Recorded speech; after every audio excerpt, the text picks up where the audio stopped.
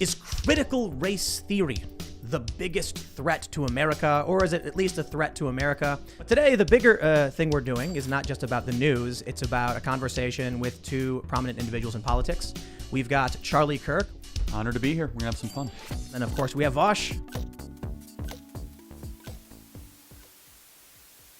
I suppose we can start with one of two things. Obviously, I brought up critical race theory, but also the vaccine issue. Why don't we talk about what's going on with vaccine passports? Sure. We've seen in Sydney, for instance, they issued a lockdown, and there were big protests. Now they've actually deployed military, and then this resulted in news articles saying chaos in Sydney. People aren't, they're not following the rules. So I'm curious if either of you wants to jump in with your thoughts on mandates. What would happen if they came here? If you're for or against them? Look, people in Australia have to live in Australia, and that is a problem.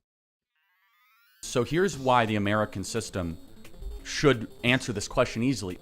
I'm 27. I don't consider COVID to be a largely disproportionate risk to my way of life. I don't know about this vaccine, so I want to be able to have the right to say no to that. So the American system is to be able to have people have nuance, preferences, and individualism.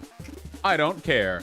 I don't give a fuck. Hey, you want freedom to not have to take your vaccine? I want the freedom to not live in a plague-ridden world given over to Nurgle, okay? Hey, you want the freedom to not be able to take this vaccine as opposed to the 17 others that were mandatory for you to get into school? Well, I'd like it if I don't have to live in a continent constantly ravaged by plagues that evolve themselves off the backs of the millions of people who refuse to get vaccinated. I don't care. So I just want to play into the irony here that I'm the one criticizing the pharmaceutical companies and you're the one defending. Fuck you. I don't care.